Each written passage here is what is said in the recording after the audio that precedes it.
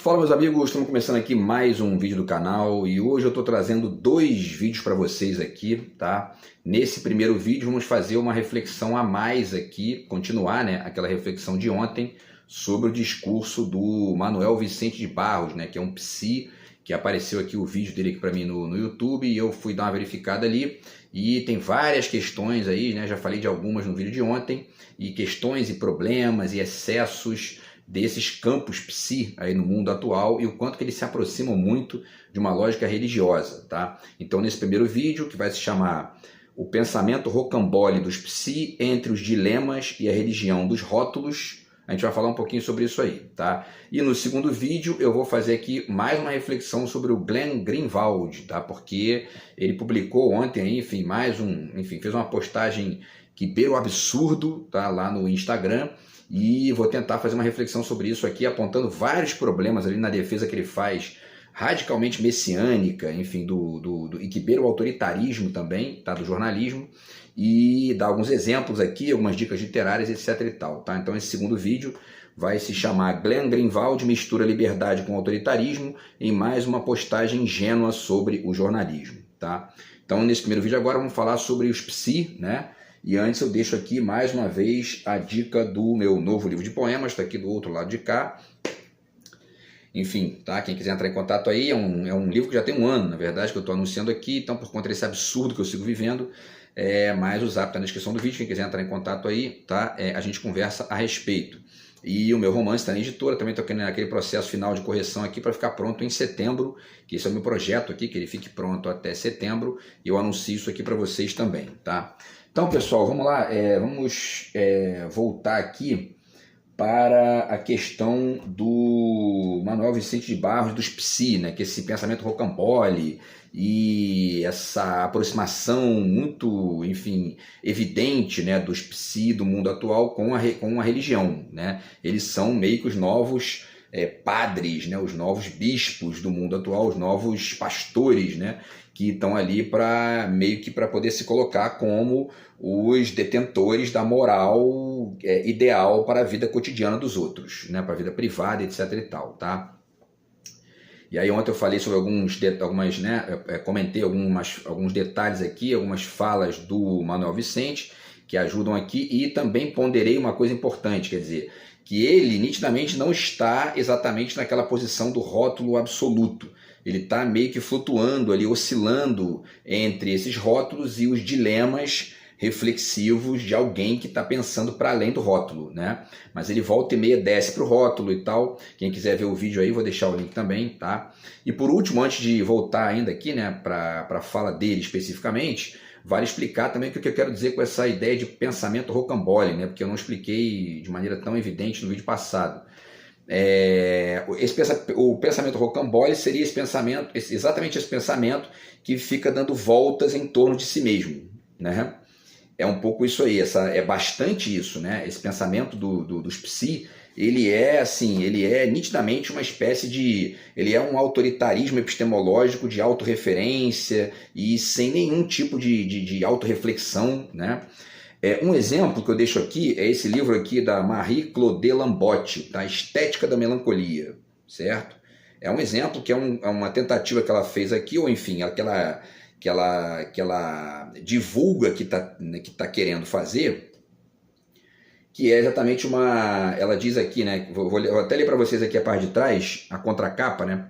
Nos confins da filosofia, da clínica e da iconografia, a autora aborda a melancolia através dos momentos históricos que, em sua respectiva problemática, são suscetíveis de conjugar a contribuição das três disciplinas evocadas, tá? Ou seja, da filosofia, da psicanálise e da iconografia. E aí olha só o que ela finaliza dizendo aqui, né? Ela está comentando a melancolia, certo? Que é um conceito, uma ideia que se tem sobre algumas características que algumas pessoas apresentam em determinado tipo de situação, e que a psicologia, a psicanálise não inventaram isso, existe há muito, muito antes deles, né? E eles se apropriaram disso e continuam usando até hoje com as suas especificidades aí e com os seus reducionismos específicos, né? Mas aí ela finaliza dizendo aqui, ó, que isso aqui é o mais importante e que denota esse pensamento rocambólico, né, dos psi, né? Vamos tentar entender aqui. Ela diz aqui, da excessiva proximidade com a verdade que caracteriza a melancolia. Aqui já tem uma prepotência muito, né, como se a melancolia fosse a proximidade com a verdade, né? E não tem mais nenhuma verdade, só a da melancolia, né? E aí ela descreve que verdade seria essa, a verdade do logro da identidade, né? Enfim, a construção defensiva de um universo estético. A autora explora, olha só, hein, a título de ensaio, os diferentes modos de resolução ou de inversão possíveis deste impasse do saber absoluto que sela o destino do sujeito. Olha só, hein? Que coisa, hein? E aí, que tipo de comentário que a gente pode fazer, para além dessa bobagem que ela acabou de dizer ali, para tentar entender essa coisa rocambólica dos psi, né?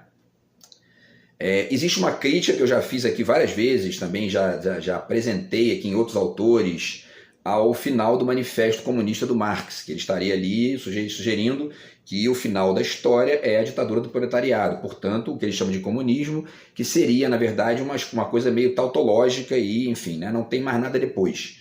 Esse é um determinismo de futuro, né, do Marx, e esse é o erro dele. Esse mesmo tipo de comportamento, só que no passado, é o que povoa a cabeça dessa gente da psicanálise. Eles são deterministas do passado. Eles acham que, né, o saber, como ela diz aqui, né, e é interessante que ela usa a expressão saber absoluto, né, que sela o destino do sujeito, que sela o destino do sujeito, né? Então, quer dizer, a construção que o Marx faz do comunismo é uma resposta ao saber absoluto do Hegel, né? Então, o absurdo de sugerir um fim da história no Marx é tão absurdo quanto o absurdo de sugerir um início, que seria também uma espécie de início tautológico, digamos, né? Que é o determinismo dos psi, especialmente dos psicanalistas, nesse caso aqui, né? Que selaria o destino do sujeito, né? Olha só que absurdo, né? Isso aqui é rocambólico, porque eles ficam o tempo todo, enfim, dando volta atrás do próprio rabo, procurando ali onde está a historinha da familiar, a historinha de origem, o sintoma de origem, blá, blá, blá, né? E perdem um tempo gigantesco com isso, e muitos deles fazem um monte de merda com isso, né? Porque isso é um reducionismo, isso é uma bobagem, isso não se sustenta mais há muito tempo, né? Nem como figura de reflexão filosófica, menos ainda como figura como figura retórica que eventualmente sustentaria a legitimidade deles para poder vomitar o que eles acham que o outro tem que fazer na sua vida privada. Que é isso que eu estou aturando aqui nos últimos anos, essa estupidez galopante e sistemática, tá? Bom, enfim, então, dito isso, vamos voltar para a reflexão aqui dos trechos do Vicente, né? Do Vicente de Barros, tá? Manuel Vicente de Barros. Então, terminamos o vídeo de ontem falando sobre a questão, né, do navegador, continente a ser mapeado, falamos também dos indígenas, né, do descobridor, do Pedro Álvares Cabral, que todos nós somos, né, um pouco Pedro Álvares Cabral, um pouco descobridor e indígena ao mesmo tempo, um para o outro, né? Enfim, e aí, vamos lá, vamos continuar aqui porque é interessante comentar alguns dos dilemas dele, tá? E ao mesmo tempo da forma como esses dilemas oscilam para uma certa religiosidade do rótulo e voltam para o dilema e tudo mais, o que é um aspecto rico da fala dele, muito mais rico do que 90% desses deterministas psi que ficam ali taxando os outros a partir de, enfim, né, das ideias rocambólicas que eles leram no Freud, no Lacan e outras figurinhas aí, tá?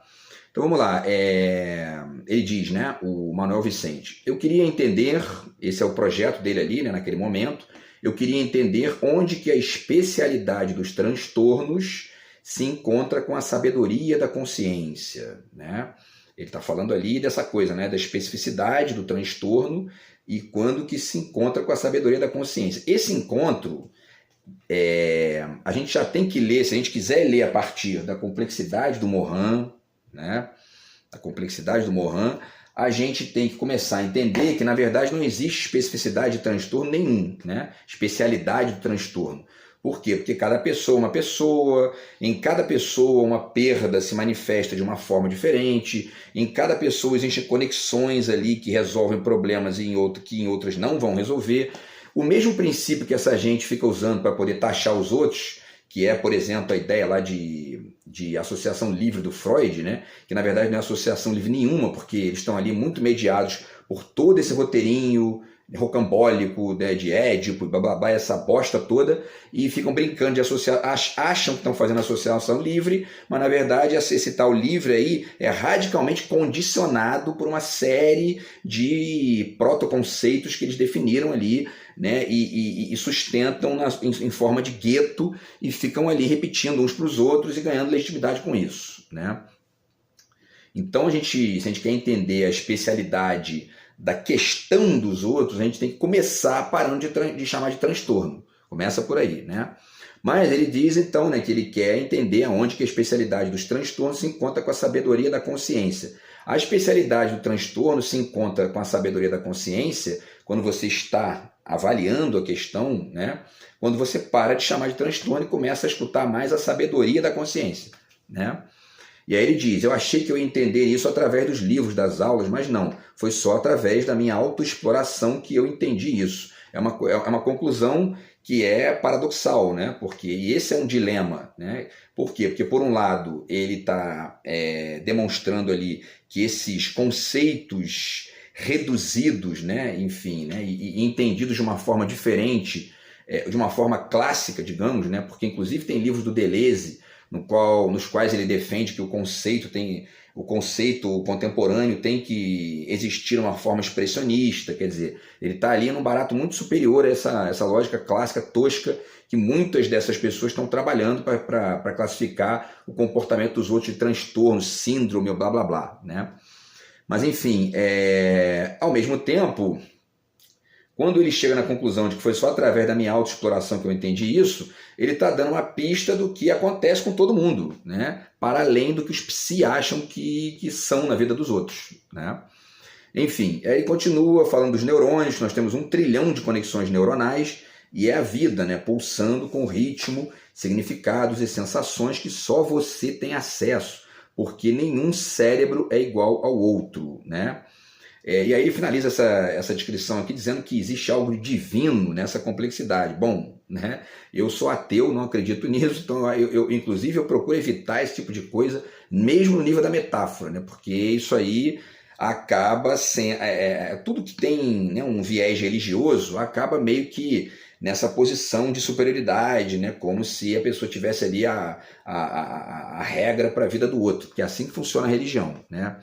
De qualquer forma, quando ele diz, né, que são trilhões de conexões nervosas e tal, e que só você tem acesso, porque nenhum cérebro é igual ao outro, ele está chegando numa conclusão muito mais interessante do que essa dos rótulos e enfim, né, dos determinismos dos psi de acharem que sabem o que selou o destino de alguém, coitados, né?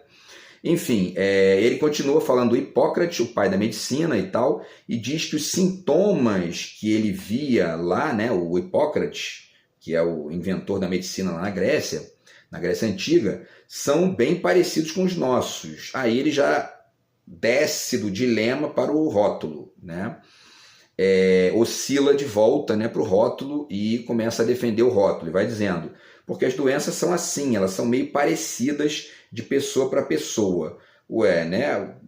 Nenhum cérebro é igual ao outro, ou as doenças são meio parecidas de pessoa para pessoa, né? Não dá para equacionar essas duas ideias aí, né?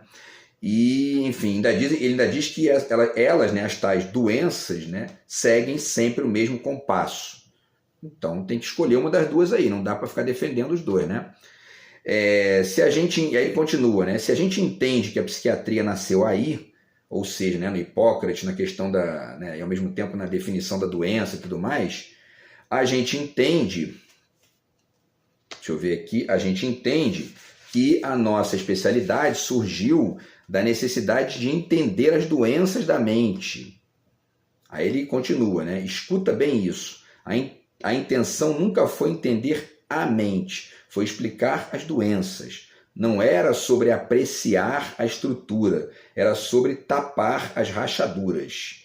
E dessa forma, nós profissionais fomos estruturando o nosso conhecimento a partir dos problemas, a partir das doenças, a partir dos transtornos. Os sintomas abriram os caminhos e nós nos tornamos compositores de critérios diagnósticos. Aqui ele já volta para o dilema, o que é rico, né? Interessante, tá?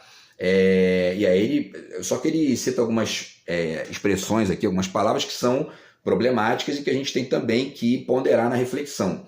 Quando ele diz que não era sobre apreciar a estrutura, era sobre tapar as rachaduras, vale dizer, inclusive, que essa ideia de estrutura já foi apropriada pelos lacanetas, né, para ficar dizendo que eles têm a resposta para o que selou o destino de alguém, né? Então é preciso questionar isso aí também, porque o barato não é nem apreciar estrutura nenhuma, o barato é apreciar os processos e estruturações provisórias e, enfim, oscilações, e etc. É isso que a ciência ensina, é isso que a filosofia ensina, né? E que os psi nitidamente não têm vocação para entender, porque eles têm por vocação, eles ficam o tempo todo buscando doença, problema, né? E a vida real para eles é isso, é doença, problema e etc e tal. Já falei disso aqui também naquele outro vídeo que eu fiz, tá?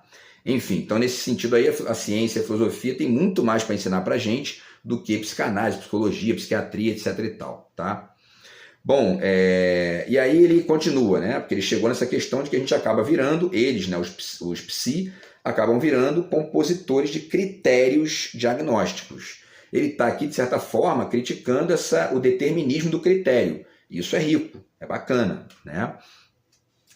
Aí ele continua dizendo, a pessoa fala, eu tenho ansiedade, e você está usando, né? Você que ele diz, a pessoa que diz que tem ansiedade, um vocabulário médico para descrever o seu mal-estar. Não tem nenhuma forma mais fácil de se desconectar de você do que fazendo isso. Fantástico o que ele disse. É exatamente isso. Você acaba caindo numa lógica ali de... Você entra numa lógica rocambólica e se desconecta da sua complexidade mais ampla. Começa a ficar preso num determinismozinho categórico e muitas vezes você veste aquilo até numa lógica de se afundar ainda mais do que você já estava, né?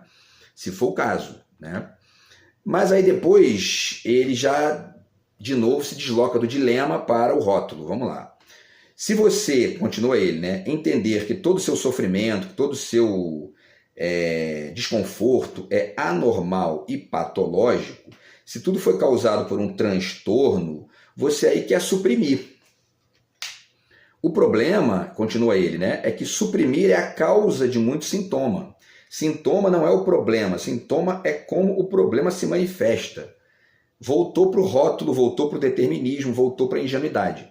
Por quê? Porque, vamos lá, vamos refletir o que ele está falando, né? Ele diz que quando você classifica o que você está falando como um tipo de transtorno ou um tipo de anormalidade, etc. e tal, você, na verdade, está fugindo, né, de entrar em contato com o problema, porque essa classificação do sintoma seria uma forma de esconder o problema. Nada mais ingênuo, né, essa conclusão, e muito menos reflexivo do que o dilema que ele apresenta anteriormente, quando ele diz: não tem nenhuma forma mais fácil de se desconectar de você do que fazendo isso, né?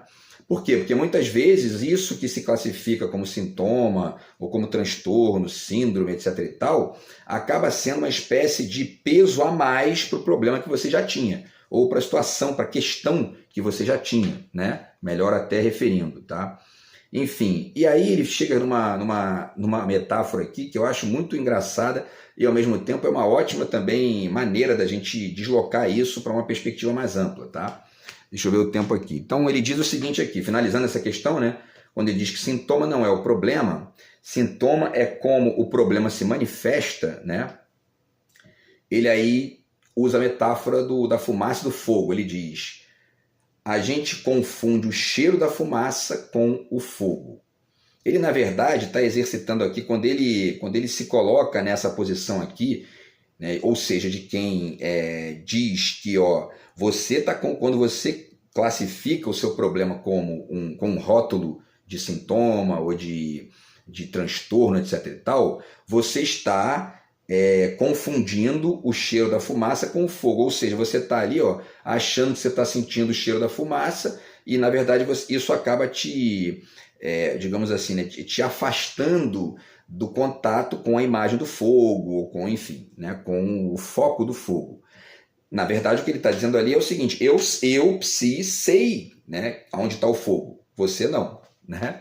Então, enfim, ele continua numa posição, né, nessa posição rocambólica dos Psi, que é de achar que sabem onde está o incêndio da pessoa, de achar que, enfim, né, que a fumaça, na verdade, é fogo e que você está preso na fumaça e não viu o fogo ainda, né? Não mudou nada, ele só mudou ali a forma de dizer a mesma redução, né, digamos. Vamos deslocar isso aí, vamos reconstruir, ressignificar essa metáfora dele. Vamos lá, hein? Quando você diz, Manuel Vicente, quando você diz, ó, a gente confunde o cheiro da fumaça com o fogo, na verdade você, Psi, está confundindo o cheiro do peido, né, que é o seu determinismo Psi, com o fogo que existe para além da sua ideia de normalidade, né? De saúde mental, de mente saudável e etc. É por isso que eu tenho dito aqui várias vezes que essa ideiazinha de saúde mental, hoje em dia começa a falar de saúde mental comigo, eu saio de perto. E ó, valeu, beleza, tá? Por quê? Porque saúde mental geralmente vem de quem acha que tem a resposta para a tua saúde mental. Né? Enfim, quer dizer, não está dialogando com você, não está escutando você, não está dialogando contigo, né? Melhor ainda do que escuta, tá? Porque essa noção de escuta também da psicanálise, por exemplo, é uma noção assim radicalmente megalomaníaca, radicalmente rocambólica, né? E essa sim é um disfarce assim inacreditável, né? Porque é uma noção que eles estão escutando, aspas, né? O outro, totalmente poluídos por uma lógica ali de determinismos, enfim, né, infinitos, e que no fundo impedem que você escute o outro de fato, né? E você acaba chegando numa conclusão absurda como essa aí de dizer que você sabe o que determinou, selou o destino do outro, né? É um negócio inacreditavelmente autoritário, megalomaníaco e patético ao mesmo tempo, né? Bom, então quer dizer, não é possível, não é porque você acha que fogo é peido, né, que todo mundo tem que concordar contigo, certo? Então, enfim, é um pouco por aí. E aí ele fala, né, da questão também vamos ver se vai dar tempo de falar tudo aqui, né? Enfim. Ele fala também do sintoma, né? Ele fala que você saiu do ritmo e precisa voltar para a harmonia, né? Você precisa se escutar, né? Essa noção que ele tem de ritmo me parece muito parnasiana, né? Então, assim, deixo duas dicas aqui, né? A dica da Norma Goldstein versus sons e ritmos, tá? Para entender que os ritmos... Ela fala, inclusive, disso aqui no capítulo 3, né? Cada época tem seu ritmo, ela diz, né? Então, quer dizer, cada pessoa tem o seu ritmo, né? Também, tá? Então, esse papo de que você sabe o que é o ritmo e a harmonia do outro nível privado, isso é megalomania de psi, né? Tá? Então tá aí o livro da Norma Goldstein, ela fala de poesia aqui, mas dá para pensar a nossa vida também a partir disso aí, tá? E a vida enfim, a vida do ser humano, né? Na sua diversidade.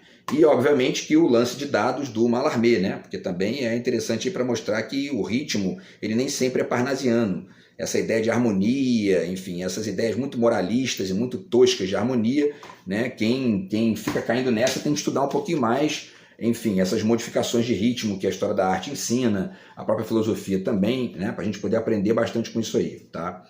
Então é o seguinte, né? Se você precisa se escutar, você, né, aquele que ele está tratando como paciente, né, é porque o que você sente não cabe na ideia de ritmo do psi, na ideia de harmonia do psi e etc. Né? Pode até chegar a uma concordância eventual ali, mas isso não pode ser a regra, né, do diálogo. Né? Senão você fica nessa posição megalomaníaca, nessa posição aí, enfim, né, de que você tem a verdade do que sela o destino do outro. Né? Olha isso, né? Olha que absurdo, para dizer o mínimo, né?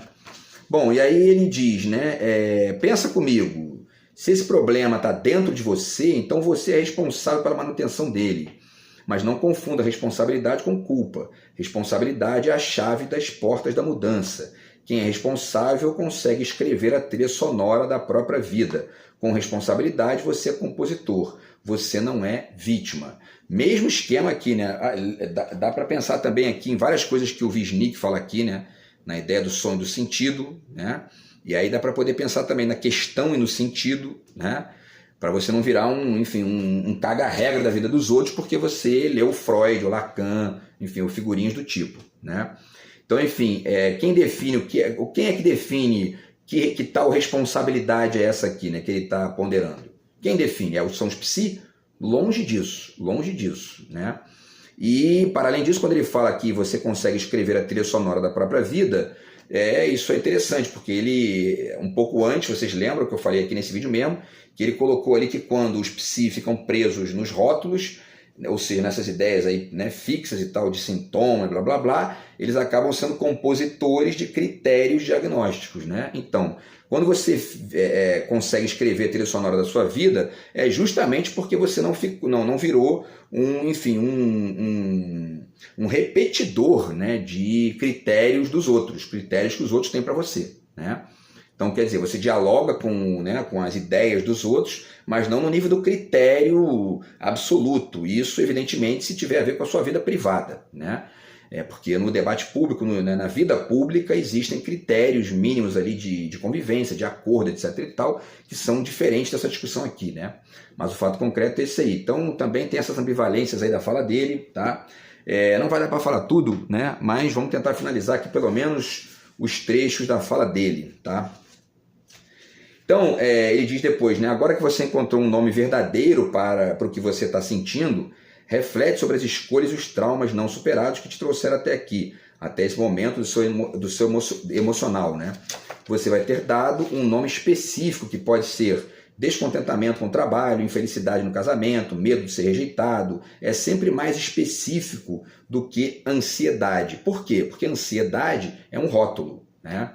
E mesmo essas outras expressões aqui, né? Ou seja, infelicidade no casamento, descontentamento com o trabalho, etc. e tal, são reduções de uma situação que sempre é muito mais complexa do que uma frasezinha, do que um conceito, do que um rótulo, do que, enfim, um determinismo qualquer ali pode dar conta, né? E aí ele finaliza dizendo que isso é tomar consciência do que realmente se passa com você. E ele continua, tá, para finalizar, tá, pessoal? Vamos ver aqui. Ele diz, toda essa confusão, né, que é o problema, tudo isso é você fora do ritmo, e conforme você se alinha e se harmoniza com o seu querer mais profundo e genuíno, todo esse barulho, todo esse caos se torna música. E é nesse ponto que a especialidade dos transtornos se encontra com a sabedoria da consciência. Eu diria que não é nesse ponto não, tá?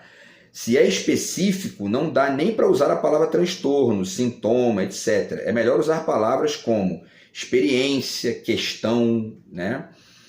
E outras desse tipo, porque essas palavras são genéricas, mas sem vocação de rótulo, né? E para essas questões específicas da vida privada dos outros, para essas singularidades, né, como pondera aqui o Jefferson Tenório, aqui, né, no romance dele, tá, no Avesso da Pele, essas expressões cabem mais e respeitam mais o espaço do outro, né?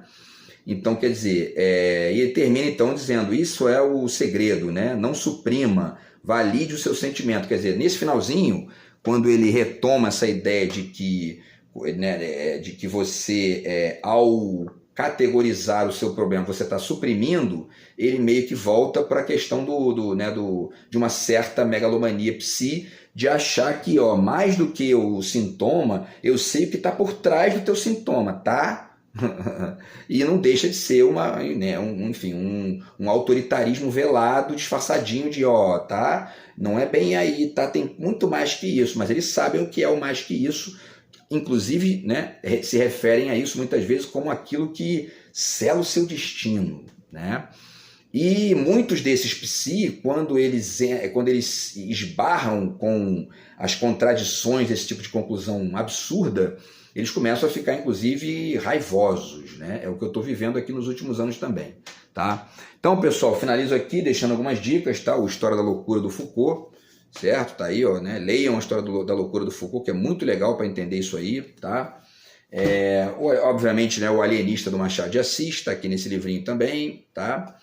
E o Elogio da Loucura do Erasmo de Roterdã, tá aqui também, certo? Tá aí, ó. E esse livro aqui do Arthur, que tem um texto dele sobre o Van Gogh no final, que é muito bacana também, ajuda a refletir nesse sentido aí, tá? As teorias selvagens da Paula Loixará, que podem ajudar bastante aí a aprender a dialogar para além das teorias, enfim, né, deterministas, tá?